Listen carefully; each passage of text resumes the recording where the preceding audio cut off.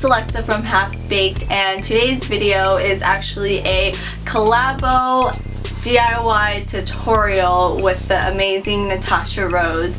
Do definitely check out her channel. She does everything DIY. She has great ideas and her tutorials are amazing. So I will link her down below in the description box with her most recent video tutorial and her channel.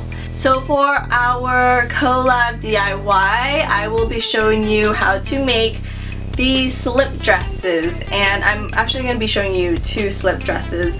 The 90s is very in and everything from the 90s is trending right now. I am a 90s baby, so I'm very excited that everything's like coming back, and yeah. So 90s slip dresses. Slip dresses were a big thing back in the 90s. I will be doing this regular kind of slip dresses, a cut that you see often in slip dresses, and then this one is kind of like a revamped slip dress. I added grommets and kind of a lace up, so I'll be showing you these two. This one's actually my favorite one compared to this one. I think it's because it's suede and it's so much more comfortable. I just had a hard time with the silk. I don't really do silks, but yeah. So if you want to learn how to make these 90s slip dresses, keep watching. So you will need tracing paper or pattern paper, some scissors, pins, a marker, and your slip dress material. I chose a baby pink suede and some black satin. You will also be needing a ruler and a spaghetti strap maker, which you can find at your fabric store. If you can't find one, you can always use any type of string for your straps.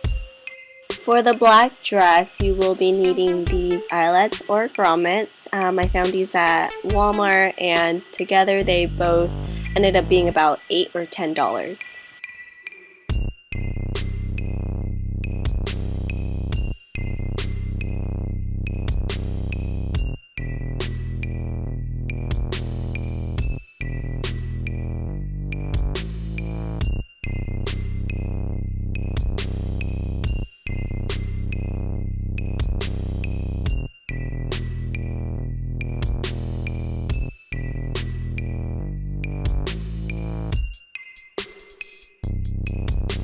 To start off, grab something that you want to kind of base your dress off of. I used this cami that I found in my drawer, but honestly you could use anything, or you could even freehand design whatever you want your dress to look like. Adjust the length as needed. I went about 25 inches. And don't forget to square off at the end. Now just add your seam allowance. I added 1 inch because I wanted to make it a little bigger than my cami, and add my 1/2 inch seam allowance. Later on I found out that it was too thin, so I highly suggest, if you're basing it off of a cami and you're not using stretchy material, that you add a few more inches, maybe 3 more inches to your dress.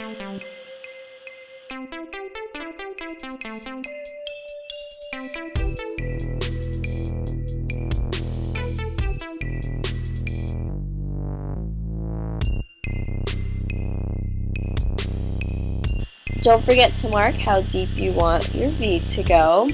And the next step, I just had to add that all over clip in there, and the next step after that is to recreate the front pattern only in the bottom and the side hems on another piece of tracing paper, and you can do whatever you want to the back. I decided to do a big swoop.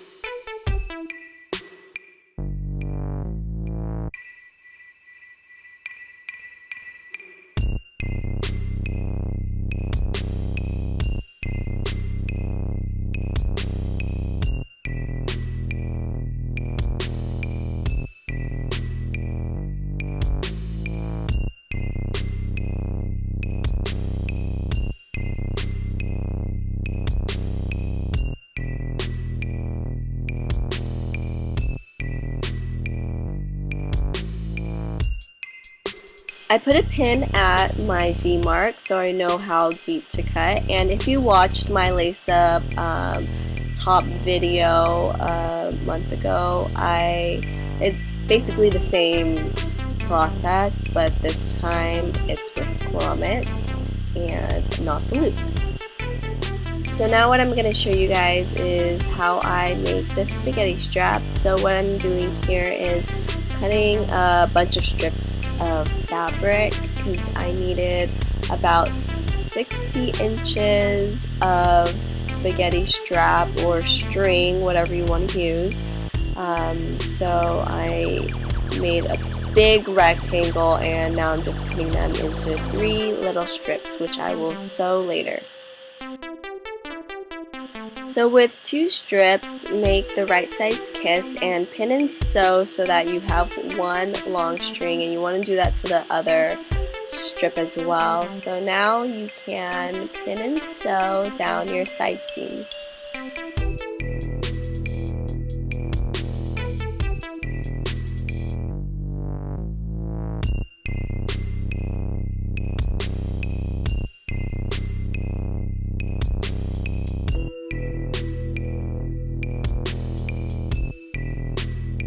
Next, I'll show you guys how I hem the top and the bottom. So I did a roll hem where you roll it once, about 1/4 of an inch, and then you roll it again, same with 1/4 of an inch. That way it can stop any fraying. This is usually best done with satins and silks or any kind of lightweight material. And I did the same thing for the V.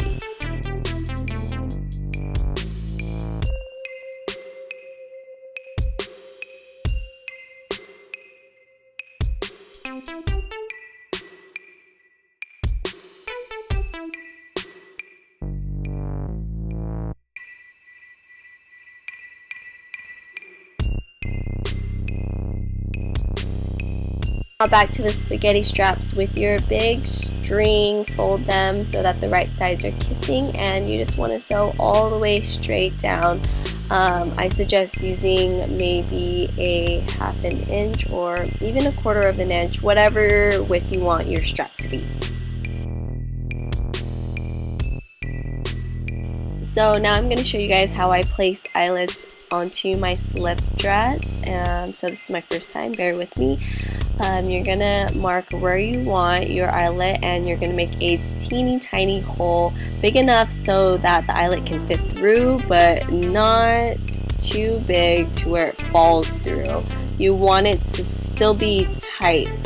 If it's too tight, you can make 4 slits on the top, bottom, and side so that it fits through.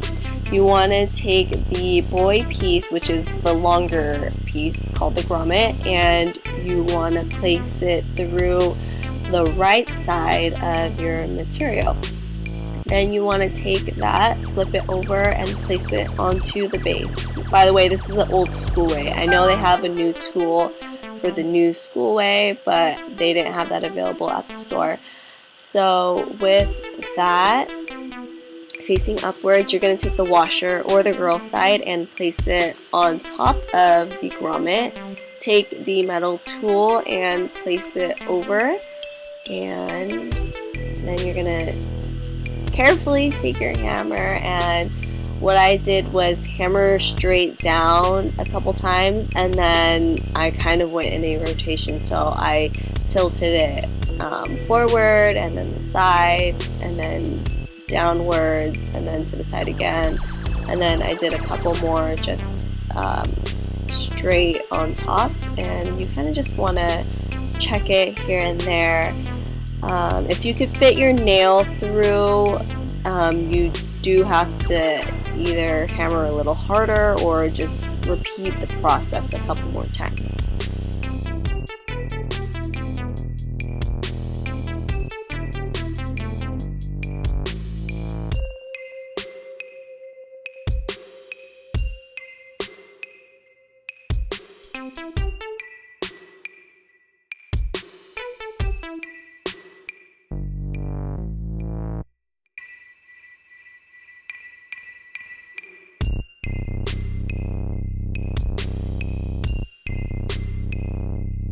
Now to finish off showing you guys how to make spaghetti straps. So you want to take the tool and thread it through the string with the base at the bottom, and there's going to be a hook at the very end which you have to hook the other end of the string to, but be very careful because there is a chance that the fabric will unhook and then you'll have to start all over again. And you just want to keep pulling and tunneling your material through. The goal is to get it to the other side, and once you see the other end poke out, then you could remove the tool and just do the rest by hand.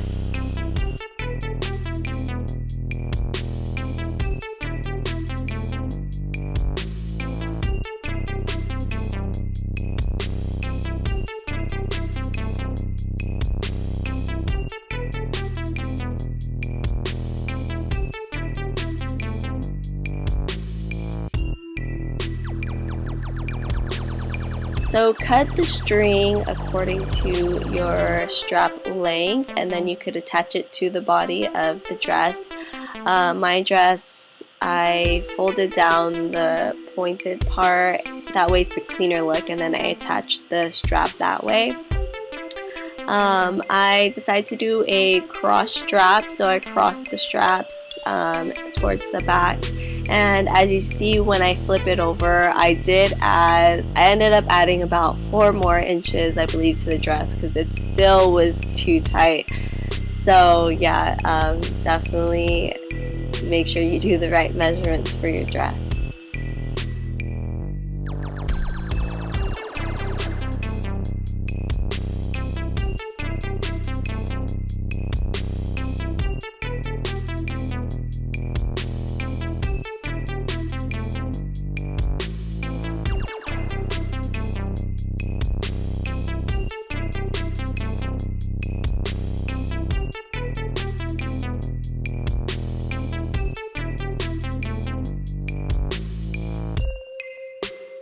So this last step is completely optional, but I decided to use liquid stitch on some parts that I didn't hem, like the edge of the strap. So what I did was add a little bit of liquid stitch to the ends, and then I rubbed them in between my fingers and kind of held it for a few seconds.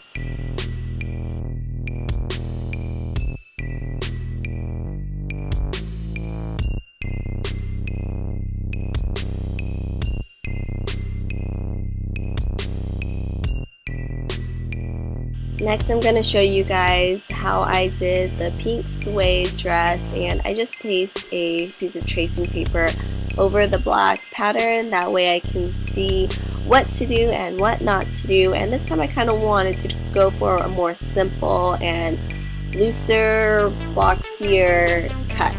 And remember, you can do whatever you want to it. Later on I'll show you that I added a slit at the bottom, that way it could be a little bit more flowy.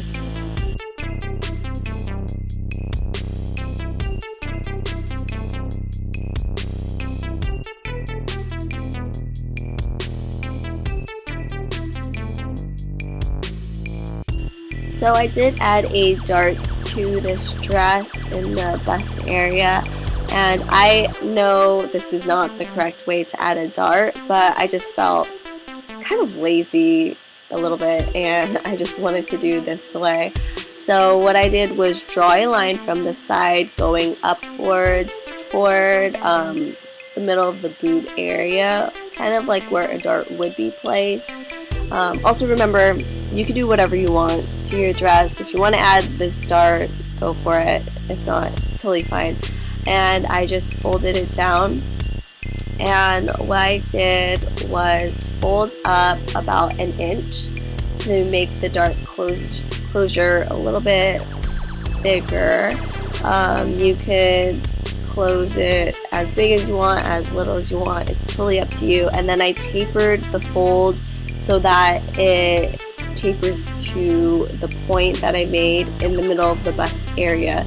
I'm sorry if this is making no sense. There are tons of other videos out there on YouTube that show you how to correctly add a dart. But I mean, this worked, and it was really simple anyways. So you want to get it as flat as you can, and then you see on the side seam how it gets a little bit wonky, like it cuts in. What I'm going to show you is just connecting the points. So then I kind of just redrew what it would look like with a smoother side seam.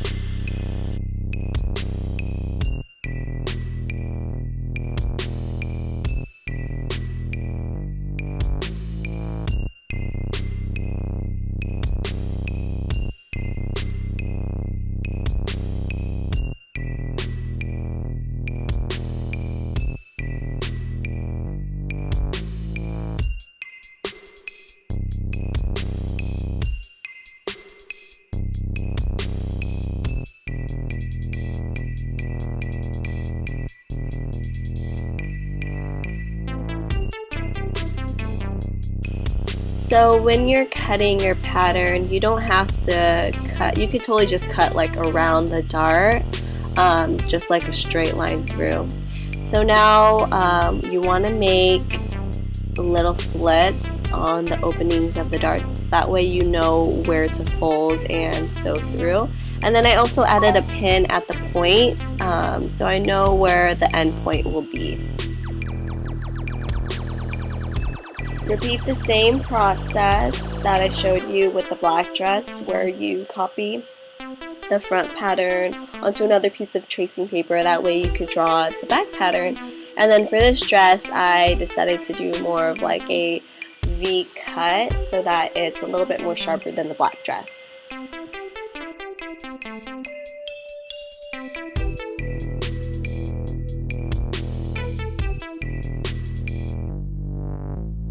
So now where the slits are, you're going to fold them like you did in the paper so that the slits meet and the pin is at the very edge of your fabric. So you're going to draw, you're not going to draw, you're going to pin and sew a straight line from the slits all the way to the point. Make sure your seam is at the very, very edge, or else you'll have like a little pocket there and you'll see your dart.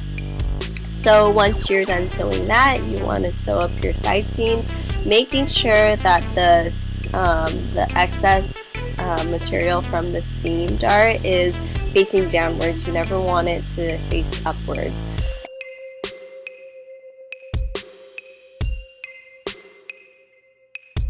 So my suede material didn't fray, so I was able to just do a regular folded hem. However, I do suggest if you do have fraying material to use the rolled hem technique that I showed you previously with the black dress.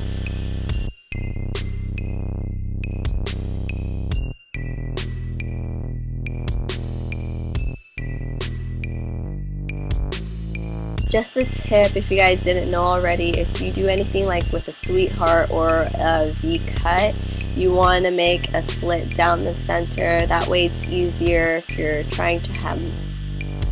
So for this dress, I added an invisible zipper, and with the corresponding side, you just want to fold it outward so that both right sides are kissing, and I just pinned and sewed as close as I can to the teeth of the zipper. I am such a terrible explainer at how to sew zippers on, but there's a ton of videos out there on YouTube on how to do invisible zippers.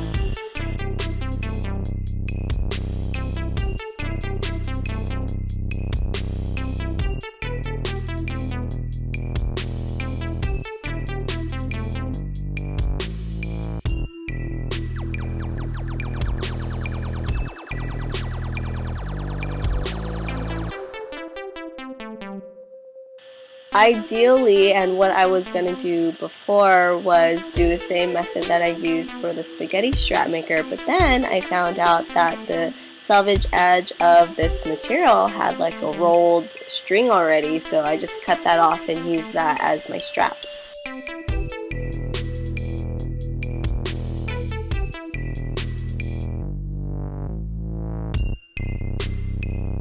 So here is the finished 90s slip dress, and on camera and in person this black one just was not my favorite. I definitely will be redoing it.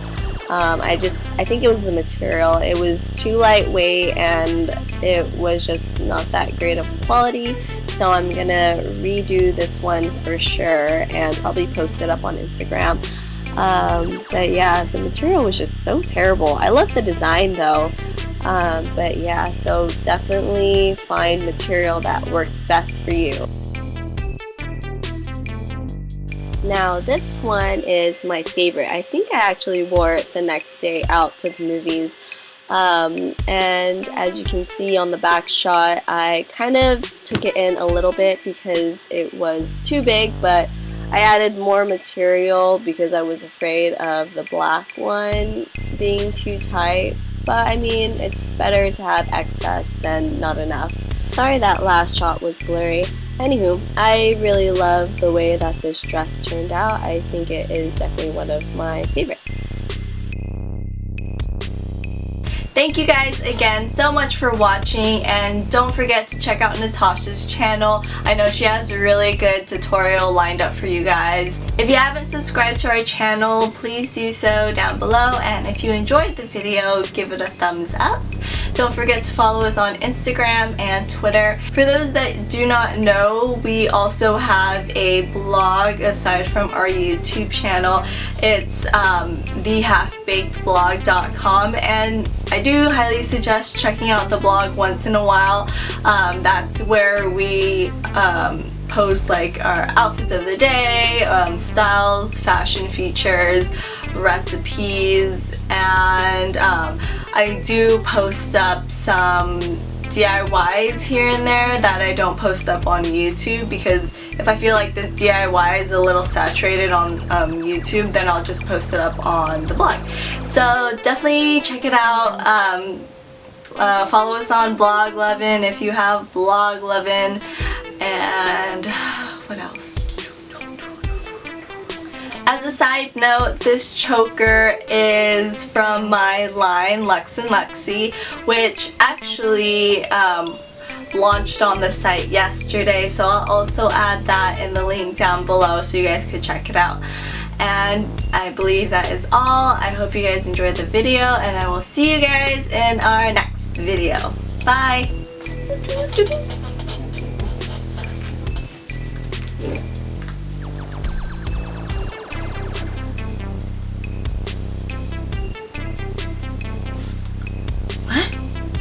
You want a slip dress too? Okay.